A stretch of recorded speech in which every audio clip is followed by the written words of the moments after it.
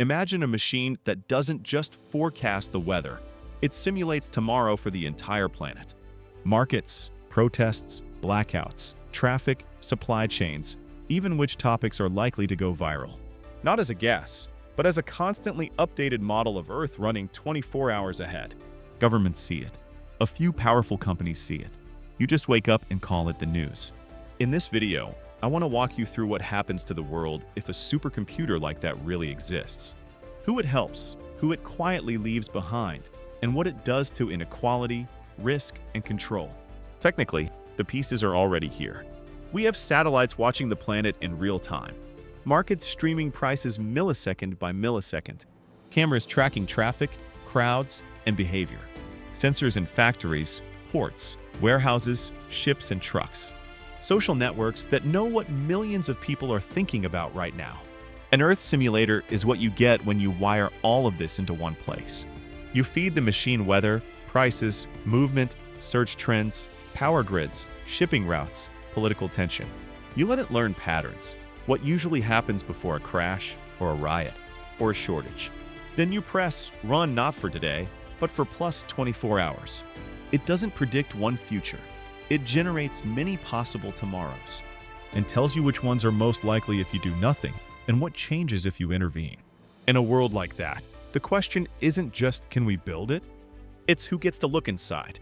You won't log in from your phone to see tomorrow's chaos map. Access will be limited to people and institutions with real leverage, governments, central banks, security agencies, and a small circle of corporations whose decisions can move billions of dollars or millions of lives. They sit in secure rooms, looking at dashboards that don't show the past, but the most probable near future. Here is where protests flare tomorrow if we raise prices. Here is where supply chains break next week if we close this port. Here is how markets react if we leak this policy or delay that decision. For them, tomorrow is not a surprise. It's a list of scenarios with probabilities attached. Now think about what that means for money.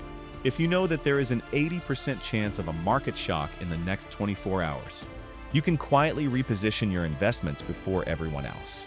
If you see that a region is about to become unstable, you can move assets, factories, and supply contracts out of harm's way days or weeks in advance. From the outside, it looks like another lucky bet, another smart hedge fund, another genius CEO who always seems to dodge the storm. Inside, it's just access to a better preview of reality. The rich don't just have more money. They essentially see a version of the future that the rest of the world has to discover the hard way. In that kind of system, wealth doesn't just grow because of talent or risk. It grows because you're allowed to see tomorrow's dice roll before you place your bet. But markets are not the only thing that become more predictable. Social tension has patterns too. If the simulator shows that a certain policy will trigger unrest in a specific city, you can change the timing, the messaging, or the police presence. You can flood the feeds in that region with entertainment, sports, or comforting news. You don't have to ban a protest. You just have to nudge reality so that the conditions for that protest never quite form. From inside the control room, this looks like stability. From the street, it feels like nothing ever changes enough to boil over. The system learns which combinations of prices, news, and small concessions keep anger below the threshold. At that point, the Earth simulator is not just forecasting politics. It is quietly teaching those in power how to rule with fewer visible crises.